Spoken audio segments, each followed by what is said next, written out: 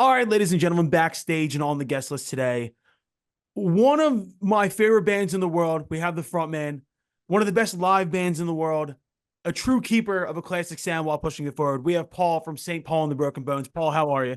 I'm good. Thank you for having me. Don't get official on me now, bro. We started chopping up before this. I know. This is just like the we had Rome Ramirez on 2 weeks ago from Sublime, and we talked about having kids for like the first half an hour. And we're gonna get into music, but I do have to ask you this: being a father, touring, what is that like? Because I have not done any tour dates yet as a father. What is that like? It is it presents a new set of challenges. Yeah. I mean, you know what I mean? I don't know. I mean, we knew the good thing is we knew going in that I would be touring. Right. So it's not something that just was sprung on us. So we kind of knew. Um you definitely feel a little bit more. There's a lot of things, you feel like, all right, I got to support a family. Mm-hmm. And then also, like, I don't want to be the bad Disney dad, that's never, you know what I mean? That they always start the movie off with is never Yeah. home and missing birthdays and, Yeah. so I do my best, but it's, at the same time, like you gotta make money and you gotta figure it out. You guys were in that perfect position before COVID too, where you had established yourself as a great touring act, as to where like there's bands like White Reaper, who I absolutely love, who they were starting to get that climb, and then COVID happened, and then they had to basically start back after the pandemic. You guys have always established yourself as a great live band. And for me, like, this wasn't my introduction to St. Paul and the Broken Bones. My band was opening a festival in Camden, New Jersey. It was for WXPN. Yeah. And you guys were one of the big acts the Saturday of the festival. So we get off the stage, it was 105 degrees, I think. I was in a basketball jersey dying. And then I walked over to watch your set, and you were in neck down, what looked like a wool tunic. And I remember being like, this is real rock star shit. How do you do what you do on stage? Because it blows my mind. I mean, for me, I grew up in the South, Yeah. so I grew up in Alabama. So, like, humidity, 100 degrees, that is, man, that makes me feel alive. You Are know what you I calling me mean? soft? I ain't calling you soft. I'm just saying it makes me feel alive. There's something about it. Like, I'm not saying that I don't get close to passing out or any of that stuff, because definitely there's been moments, but there's something about it, like, that makes me feel like I'm working, Yeah. like, and I had something about it. And I like that. Maybe I like being at the edge of passing out or death or whatever it I is. agree with that actually. You know There what I is a mean? there is a thing about being on stage and being too comfortable. As in, like, you're in like one of these beautiful ornate venues and it's climate controlled and you have fans at your feet, and you're like, no, this is good. I feel like I'm in a sterile environment. But there is something special about being in a dirty venue or a hot outside festival, and the elements are against you, and rock and roll happens that way. Yeah, I mean, I think, to me, it's a little. You got to have a little bit of danger. If you ain't got that in the show, then what are we doing? Yeah, at that point, go, I don't know, uh, go work in a cubicle. You know what Yeah, I mean? Let's yeah. get dangerous. But no, we have you on today. You guys have a new record coming out, and I got an advance listen to it. And I was bringing this up to Emilio, who's on the call as well here before we started. The balls to make a song called Sushi and Coca-Cola and make it that sexy. Dude, I as a fan am so impressed with you guys, because you could have went the route of making the same soul record over and over again, just doing Call Me over and over and over again. And you guys have since then really experimented, stayed in the same lane, but experimented with different sounds. What has been the impetus behind the new record? Like, were we trying to get adventurous? Were we trying to get different? Like, are you trying to play with different sonic palettes? I mean, for me, it's just trying to make great songs, Yeah, and I think we've kind of. It's really interesting. Like, we've been on a. I mean, this is our sixth record. I Like, know. we're like a career band, which is kind of nuts to even think. Yeah, Um, and I definitely didn't get in this to be like, oh, this is my career, but I think for us, this kind of feels like, each record has its own identity, its own story. Its own. You're right. It's a time capsule, right? yeah. And I feel like with this one, it felt like, for whatever we've been trying to tell the story through our music or whatever it is, whatever that was, that last record that we did felt like the end of the book. Mm. Not necessarily the end of the band, but the end of the book of whatever we were trying to write. So this has felt like why it's why it's self-titled record, and like this has felt like a refresh, a renewed kind of energy. And so something like Sushi and Coca-Cola, like it comes from being in my living room drinking a Mexican Coca-Cola and having some sushi and being with my daughter and my wife and being like, it doesn't get any better than this. And so that Dude, phrase, I don't know. So that's kind of where it was born. one, I love the song, and two, I do appreciate. I hate when people think you have to drink alcohol with a nice meal. I will go to a nice restaurant and get a 22-ounce bone-in ribeye, and I will get a Coke with it. I don't care. You don't have to impress me. You know what I mean? Like, this is what I want. But no, I mean, overall, I think it's interesting you say you feel like you capped off a story. What were you trying to convey with the first 5 albums? I think for us, it was when we first started, it was all like, oh, retro soul, this. And so you get that kind of chip on your shoulder where Yeah. you're like, no, we can do more than that. Yeah. And I think we, at least to ourselves, whether we did to the audience or not, I don't know. But we did to ourselves, we proved to ourselves like, all right, this is bigger than that. Now, you're wiser, you're older, it's a different thing. And so it does feel, like I said, it feels there's a renewed energy, Yeah. and I think whatever there's a kind of a renewed spirit in a lot of ways. You guys came up and broke at that time where the retro soul thing was really happening. And Mhm. you guys, Leon Bridges, the revivalists were coming back out, and all of you guys, I think, to your credit, and I mean, Leon could have easily kept playing the 1960s caricature and running that way. And then I think about him and like that second record, and he comes out with like Pharrell and doing stuff like Bad Bad News. And same thing with you guys when you come out with like Apollo, and you kept pushing. Was there any impetus from like people around you or even within the band of being like, hey, we keep doing this Muscle Souls thing. We're gonna be set for a while. You know what I mean? uh, well, that definitely was the conversation on the second record. I can tell you Yeah, that. dude. There's definitely some people going, "Oh, you gonna fuck it up." Yeah. And I've always kind of been a let's throw the grenade under the house and build it back up, Yeah. right?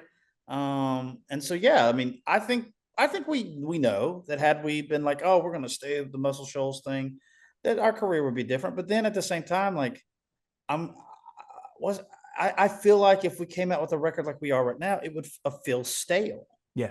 You know what I'm saying? And so it Absolutely. doesn't feel stale to me. It feels new. It feels fun. You know what I mean? Like, and you go There, through that process. But there's yeah, been one band in history that has made the same record 20 times and it still feels good, and that's ACDC. right, ACDC right. has made fucking High Voltage 20 times, and I'm cool with it. I don't Yeah, mind. I'm not asking for anything.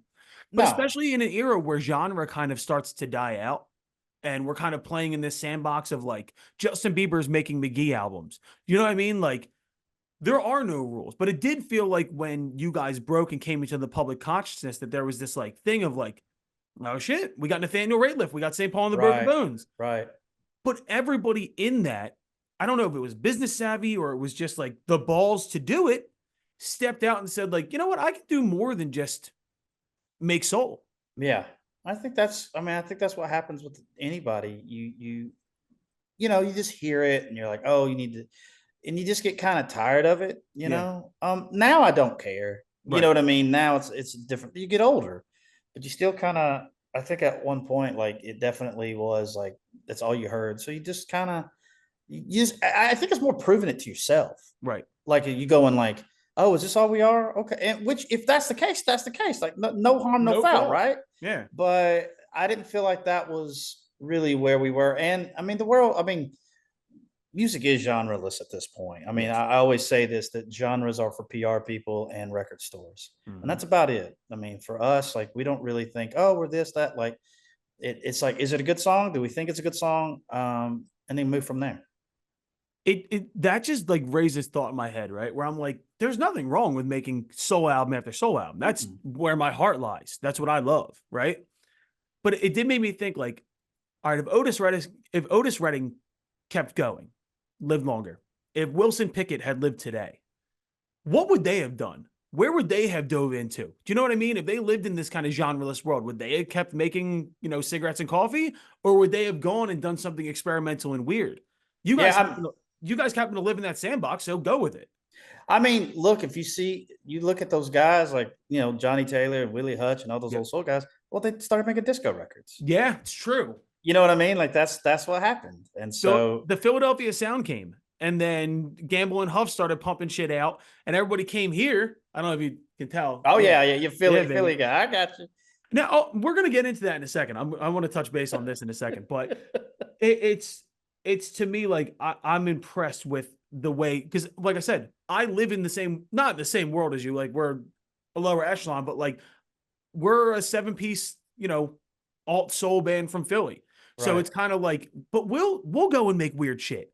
I don't care at this point, especially, we talk about this on the podcast all the time, but like nobody knows what's going on anymore in the industry. No one. There's No. not a goddamn person sitting in an office. There's not an artist in the world. I mean, Lizzo was online the other day having an entire conversation with her fans saying, like, hey, just so you guys know, we don't know what's going on either. Mm-mm. Like, at this point, if you don't have the gall to be like, you know what, does this really matter? I'm going to make what I want to make. You're never going to be able to do it. There's no rules. It's a really cool time to be an artist in a way, other It than the is. money. Yeah, I was about to say.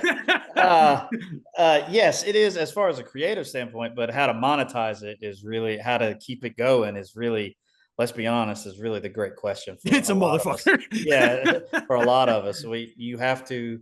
It's really funny because we didn't grow up, and I'm not a big social media person. I'm not. Good for you. You lucky Well, bastard. well, no, but to be fair, but that's part of the hustle now, though, right? Like you Yep. got to be great at social media, and you got to be great at like filming YouTube, and then you got to you got to hit all of the stuff, and that's. I mean, I was talking to someone the other day who's been in the game a long time, and he has a daughter who was starting their career, and he was talking about like thinking about like how you have to edit videos. You have to Mm-hmm. have. I mean, that's not something we ever talked about. You know Nope. what I mean? You got to produce. You got to know sound, and you got to edit, and you got all of these videography, all of this stuff that I never, I don't know. I don't know. As an artist now, that's what you have to kind of do if you're coming up. And luckily we have people do that for us. So, See, but that's smart though. If you don't know, get somebody who does. Do you know what I yeah, mean? no, 100%. Like, I mean, I don't like, for example, like social media is not my thing, man. I don't have, but we have someone who does, it is their thing. And Yep. they're like, hey, this is what we do. And that's great. You know what I mean? It's all, but it's all, I mean, it's a weird world, but yeah, it is a great time to create. It's just not a great time for how do we monetize it? Yeah, and well, that also is a rub too, to where it's like it's a great time to create, but also in order to hedge your bets and get the best chance of being seen on the internet, you need to create constantly. Which then I've seen a lot of artists, a lot of friends of mine do really, really well on TikTok and YouTube and social media, but it just grates on you and it just beats you down. And it's the way the algorithm is set up. Hmm. Last month, we had a video where I talked about, I think Nuck If You Buck by Crime Mob should be the national anthem. And it got like 10 million views across platforms. And then the next week, we had a video that got 12 likes. And I was like, we haven't done anything in forever, but we had a video that had 10 million views last week. The way that our brains are set up and the way that this goddamn piece of shit runs our lives means that this machine needs to get fed. In your case, and I view this as someone who didn't get their break pre-COVID, you guys bought Microsoft in the fucking 80s, brother. You get to tour and enjoy yourself and fucking go out and play to people, and you have that audience now to where it's like, dude, I hope you realize like the gift of one, your voice, but two, the opportunity to tour like that. It's so fucking sick, man. I'm so happy for you guys. Well, I hear you, but at the same time, Yeah. like we have to be. I mean, we're an 8-piece band, Yeah. so we have Oh to. yeah. You know what I mean? Like we have to be smart, and we do Pizzas only have. come in 8 pies, or pizzas only come in 8 pieces. Yeah, go. But yes, navigating it, but it's a new environment too. It's also like you can't be an ostrich and have your head in the same. Like we Correct. had something really weird happen. We did a cruise, like a New Orleans music cruise. All Hell right, yeah. and which is, it was like, hey, it's January, makes sense. Like we're not like it's the first cruise we've done in a decade. But a clip of that went viral on TikTok, Hell yeah. and we were just like, what do we do with this? What's the next step? What's the next step? Like, does this mean anything? You know what I mean? And so it was a really interesting. And what's really interesting is that particular part of that song that we sang. We know that if we post it, it will go. It will get at least over 200, 300,000 views pretty Isn't that much crazy? instantly. That's nuts. Nothing makes sense, brother. It doesn't make any sense, but it is one of those weird things where you're like, okay, at least it's not me like sitting on a pie, or Thank you know what I fucking mean? Like, God. you know what Yeah. I mean? Like, it's just me singing. Like, that's all cool. I can, yeah. You want that to You're go not back? you're not twerking to your own music on TikTok. Exactly. Although I would pay to see that. I would pay to see that. Not many would. I will say this though. You brought up an interesting thing there. The cruise life, right? We were talking about this last night. Creed did the summer of '99 tour this year. And they did that cruise, right? Do you know how many tickets Creed sold this year? I mean, I know that they had a lot of sales. 2 million tickets. Jeez. Nostalgia is a hell of a drug, brother. It is. It's insane. It does worry me for the future of music, being that the only thing that's really moving right now is nostalgia, or things that played pre-COVID. Yeah. That worries me a little bit. Yeah. But at the same time, like, I'm happy to hear this shit because, fuck, I was in 4th grade when Creed happened. Dude, I'm living my best life. I don't care what people say. I love Creed. I don't give a shit. Well, it's really interesting, like, because when I was coming up, like Creed, that was like, oh, that's like butt rock, terrible. You know what I mean? But what's interesting is like now, like they wrote their own songs and they play their own instruments. It's like, oh man, the bar is low. I'm just saying, like, that's a thing that they do. And there ain't many folks doing that now. Nope. You know what I'm saying?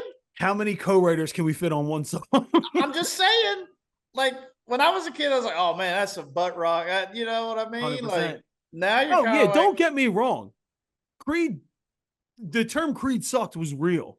Oh, no, it was totally like, if you like it was kind of a thing. Now it's like, sure was. I've just learned this. This is just the truth.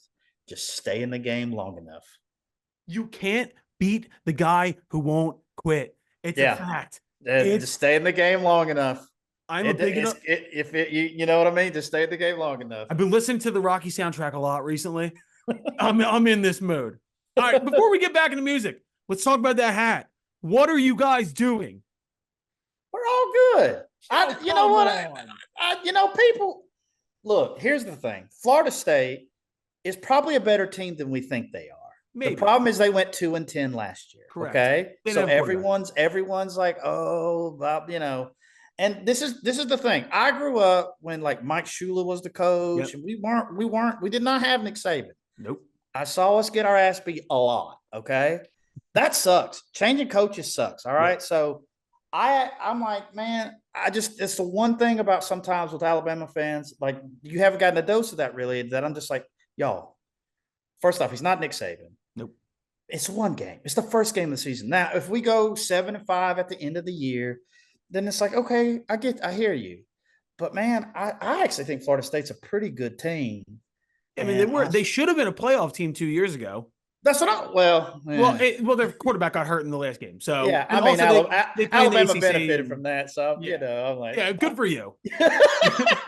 Look, I'm a Michigan fan right now. Okay, we're a satiated fan base to where we won a national championship. Did we cheat? I don't know. Fucking not for me to say. But you guys are a lot like Philadelphia Eagles fans, to where we won the Super Bowl last year. We were up 34-0 in the Super Bowl. And after the second drive this season, I threw something in my living room. Like, I appreciate a fan base that hates everything. Like, you know what? We care. You guys care. It's a good thing.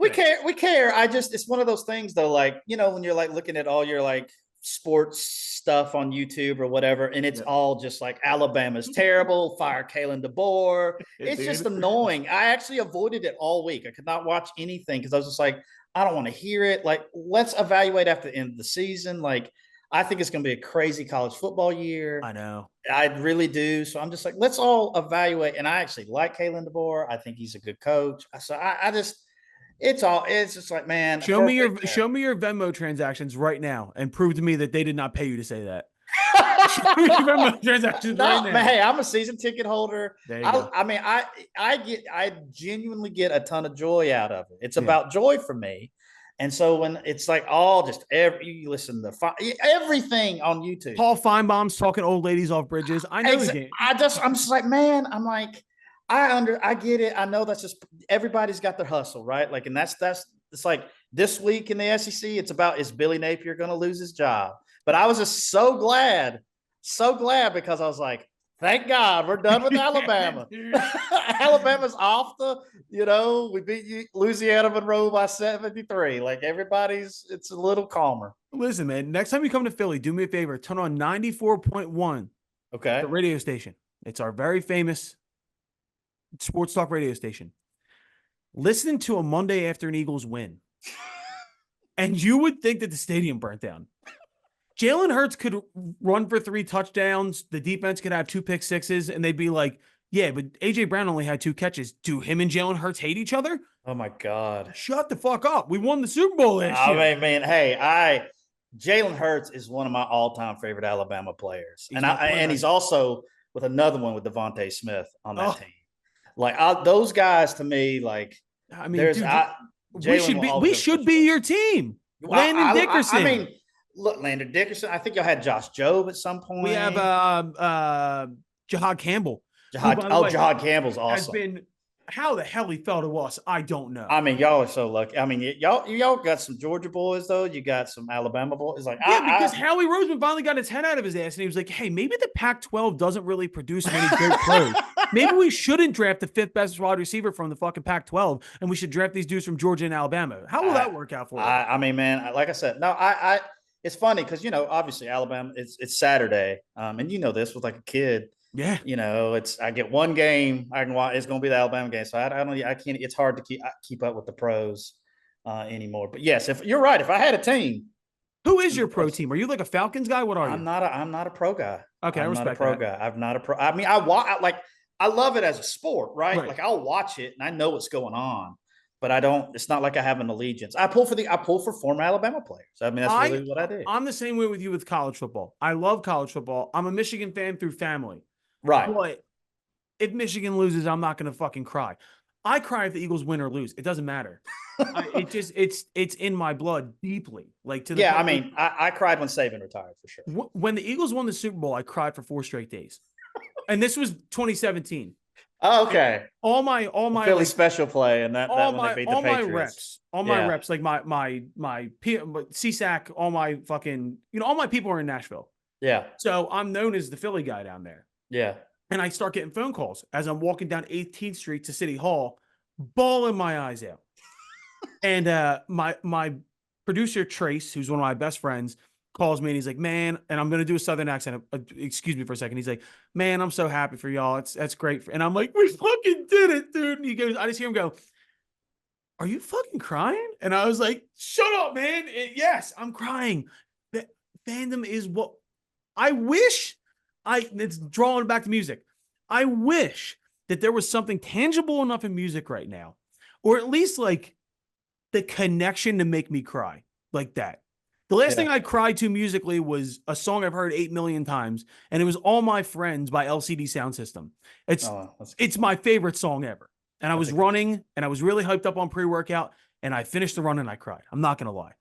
Yeah, I cried recently. I love Mavis Staples. So how can you not? And sometimes she gets me, but she's still putting out new music, isn't she? Yeah. She's got some great. She actually just released a new song. It's great. She did that thing with Benjamin Booker too a couple years ago, which I got really hype on. But she's awesome. There's something about, and we talked about nostalgia earlier. There's something about when you used to buy records, and I don't want to sound like an old man, but like or even iTunes, where you would click a button and buy a song. There's a tangibility there to where like, do you have a connection and an investment, right? Nowadays, and we've been covering this a lot, but like there were so many good albums this summer. But like the streaming era, I forget about it pretty quickly. Like even Right. a group like Clips, who Pusha T and Malice, and they haven't put a record out in Yeah. 16 years. That's my childhood. And I listened to the record for a week and a half, and I was like, man, what else is going on? There's just too much. Like Yeah. being that like you guys are obviously in the process of putting out a record. Like, are you doing anything as far as like vinyl or like connection to the fans where you're trying to draw them in and like build that like kind of organic connection? Yeah, I mean, I think for us, I always think in vinyl. I always think in vinyl whenever we built because I'm a vinyl collector. Same. So I always think that we always try to do something special. I know that like we try to do in-store stuff. Like I know we're trying to like we're gonna do. I think we're gonna do a surprise show Nice. come around record release, and I think we're yes, I try to come up that to me is the fun stuff, like coming up with the creative ideas Mm-hmm. to interact with the fans and and have those moments because you try to make it special for those people that've been with you. Yeah. But yeah, I mean you do all the same stuff though, like the YouTube and all that Yeah. stuff. Yeah, You we're sit and talk to me. You no, sit and talk to a moron like me. this part I don't mind at all. For the most part, I Yeah. don't mind it. It's because I mean you're talking about yourself and something that you love Right. for however long, right? So Correct. that's not a bad thing. As a vinyl collector, what was the first record you ever bought with your own money? Ooh. Well, so weirdly enough, I grew up in a pretty religious house, so it was probably some sort of gospel record at some point. Now, when I got out of it, I think I want to say this is going to be funny. I think it was like U2 Joshua Tree or something like That's that. not bad. You Dude, it's a know, great record. You too because get shit on for that Apple thing, but I love you too. well, they it's like kind of adjacent to like religious music, and then For obviously sure. now it's I had to quit because I had over 3,000 and I have nowhere to put them. What's your holy grail record? One you don't have yet that you're like it Oh, needs to that I be don't eventually. have. Yeah. Oh man, Just I some don't. weird I'm gonna off be ass honest with you, pressing. man. Yeah, there's probably some weird offshoot Italian, you know, mid 70s prog rock thing. Yeah, I mean, my Discogs, I have a pretty, I have some of my collection in Discogs. So, I honestly, man, there is not. I have pretty much. I think that's what I kind of hit is like, there's just not one that I want. You Who know do you what I think you mean? have the most records of? Is there a full discography that you own? I have most of Marvin Gaye stuff, even early stuff. I Perfect. love Marvin Gaye. I have a lot of Stack stuff, of course. Um, there's a lot of jazz records, Blue Note Yeah. stuff, releases like that. Um, Are you friends honestly, with, are you friends with Devin Gilfillian by any chance? Do you know Devin? yeah, Devin's done a few shows with us. He's a good dude. He's a local guy for me. But Devin's when he did What's Going On, he did that whole record. Oh yeah, oh Start to be, yeah. dude, that reminded me of just how fucking great those records are. Oh, But that's I mean that's an all time record. but just the layering. And I don't know if you ever seen the video of Dr. Dre getting the stems to like Inner City Blues. Oh yeah. And dude, genius, pure genius. I mean, Unbelievable. Jamerson, the bass player, is like is an alt. I mean, he's you could argue the greatest of that kind of era. Ugh. But that Marvin Gaye to me is, I would say, is I mean one of my favorite singers just because of how effortless he sang. Yes. That to me is what's he always dreamed of being Frank Sinatra, which I'm like, you're Marvin Gaye. Yeah, who don't dream about being I anybody. mean, Frank Sinatra's dream about being you. When I hear Marvin Gaye, you know what the weird emotion that I get is? I get patriotic. Oh, interesting. I want to. This is the thought I've been trying to distill a lot recently. We are so fortunate. The music that America has produced in all of its forms. People, you think patriotic, you think like Lee Greenfield and shit like that. Bro, the blues, jazz, rock and roll, hip hop, country, what everybody in the world comes to us for, the culture we built. I get like almost choked up patriotic because I'm like, we are so fortunate what we've been given. Like, Yeah. it's unbelievable.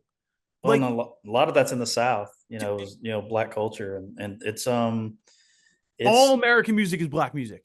oh yeah, oh That's yeah, a oh yeah, fact. yeah. And we That's all, my dad, for as goofy as my dad is, instilled that in me in such a young age of being like, yeah.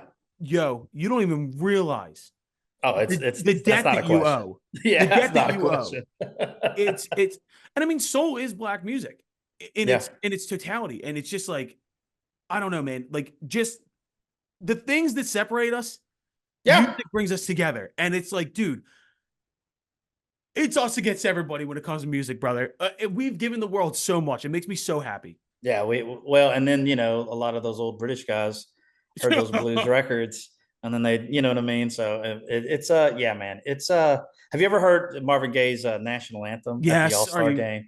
Yeah, best that's the national anthems? only. That's the only like non-traditional national anthem that I've heard that I'm like, yeah, okay. Fergie.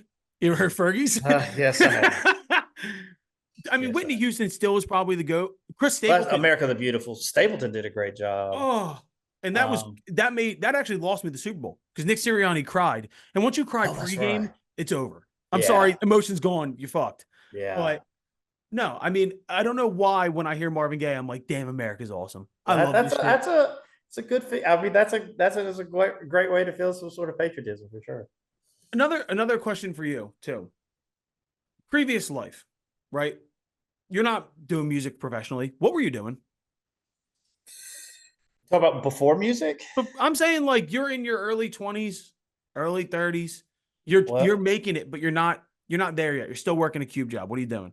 I was so it's a crazy story. My dad works for a paving and construction company. Okay. I was working at the mechanic shop that works on the heavy equipment as a gopher. I'd cut the grass Oh and shit. yeah, cut the grass and they my favorite. I always say this. My favorite day was when they would let me escort the big equipment through the state of Alabama. Hell I yeah. just listen to records or Fuck yeah. sports talk the whole way, all the you know what I mean, Yeah. and I love that day. But there were some pretty brutal days with that. Then the economy crashed in Mhm. 2008. Lost my job. Was on unemployment for 2.5 years. Live That with was my me dad. during the pandemic, baby. Yeah, Let's yeah, go. yeah, yeah. Bees in the pod. Live with my dad for live with my dad in a 2 bedroom apartment. Me, him, and my sister, and all sorts of crazy stuff happened. And then met a girl who's now my wife, and decided I had to figure. I didn't go to college or anything, so I had to figure my life out. Started working at a sporting goods store, Hell yeah. Hibbett's in Birmingham, putting shoes on little kids. Go to community college and accounting school.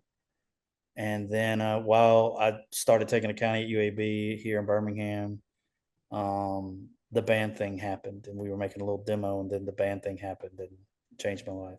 When that video from Call Me, where you guys are in like it looked like a storefront, like an abandoned storefront. Mm-hmm. When that happened, were you like checking numbers going like what is going on right now? I mean, no, I mean we just kind of um I mean, that was the Lyric Theater in Birmingham. They had demolished it, or they had demoed they were rebuilding it. And so we did that in the lobby there. And I didn't think anything about it. It was just, I mean, like I mean, it's like we have that Tiny Desk thing and Uh, it's got a ton of views on it. And it's like, we did that on tour, hopping out of a van mhm. and not even thinking anything about it. Like, I never thought, like, I would still to this day have people, like, oh, you said Tiny Desk. I'm like, man, I wow. remember you standing on the desk. Yeah, Let's go. standing on the desk. And so it was all kind of, yeah, no, at first it was just like, we'll just try and make this work or whatever. And we had to see it through. And then it ended up doing what it did. Yeah, I still remember I was in college and my brother sent me that video, my little brother. And he said, dude, watch this. And I did. And I remember instantly being like, it was everything I was discovering at the time. Yeah. Because I always say, like, you know, Kanye for whatever he is. Kanye introduced me to sampling, which introduced me to a lot of soul music, Yeah. which introduced me to Otis, who wound up being like my North Star. Right. And then being like, this is an all time face doesn't match the voice guy. Yeah. And being like, this is so fucking cool. And then diving deeper into the record, Mighty River, everything like that, and being like, holy shit, this band has it.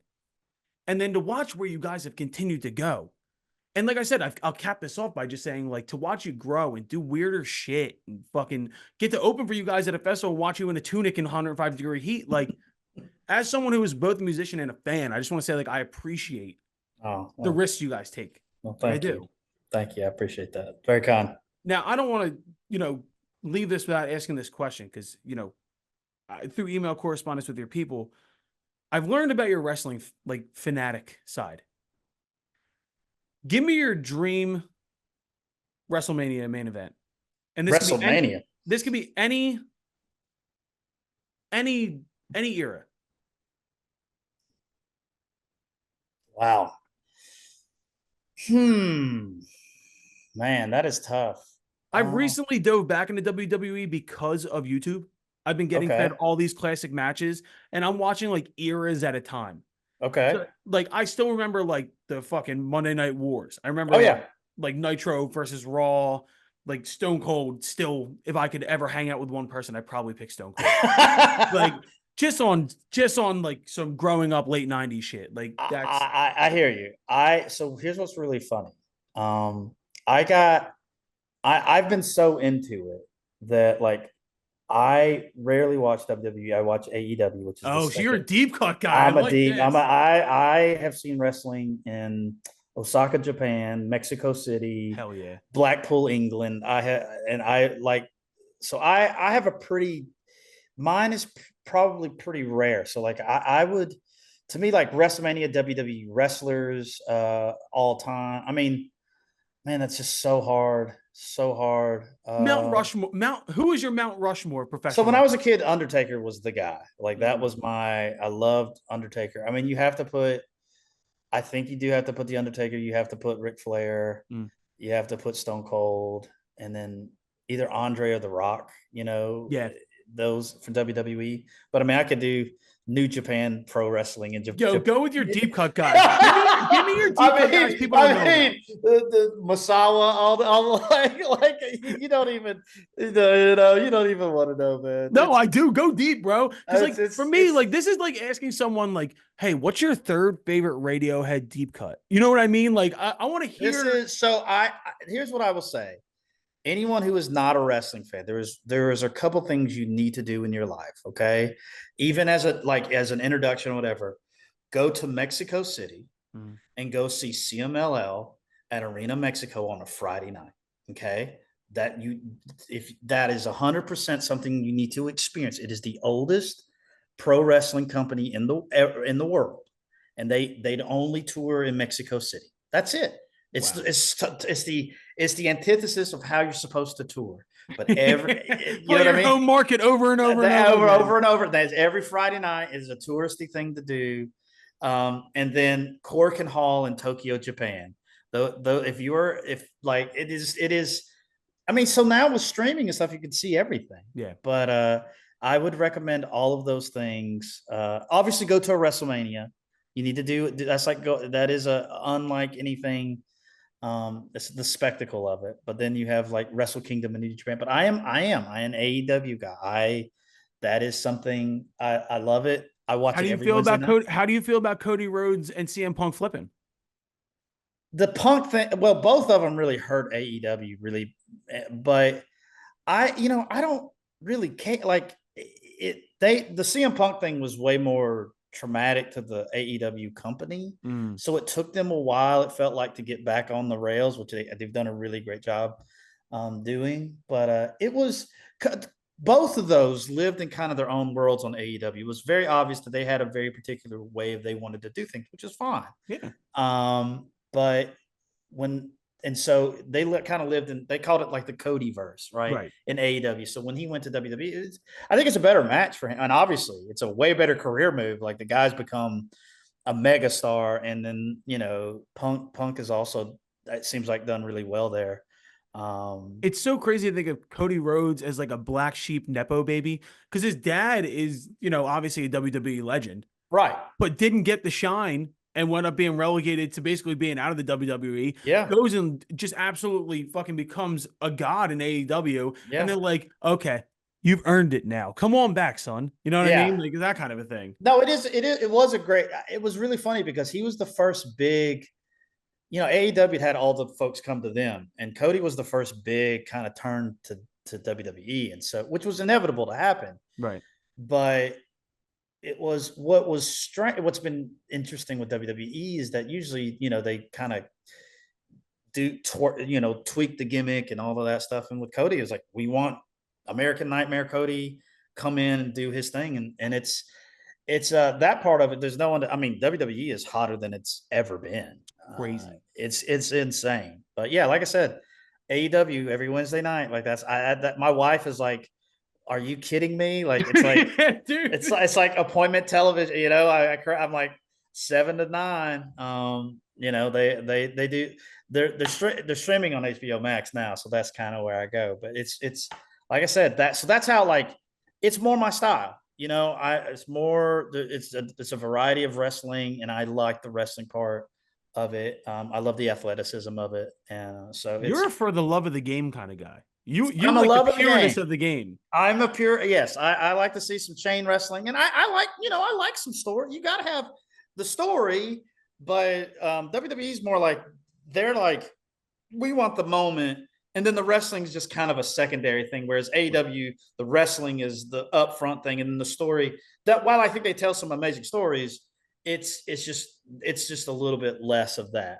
Kind of incredible. I brought up the word nostalgia earlier, but it is amazing. Two of the biggest things in culture right now are professional wrestling and Pokemon. It is Yeah. 1998 all over again. Well, I brother. mean, you listening to the music, man. There's some music that I'm like, this is a '90s riff. This is a '90s thing. Dude, so we were talking about, prior to, stardom jobs. I'm still working my day job on top of Yeah. all of this. I run restaurants. I run cocktail bars. I get to see what is fashion nowadays because it's kind of like an ornate cocktail bar in Philadelphia.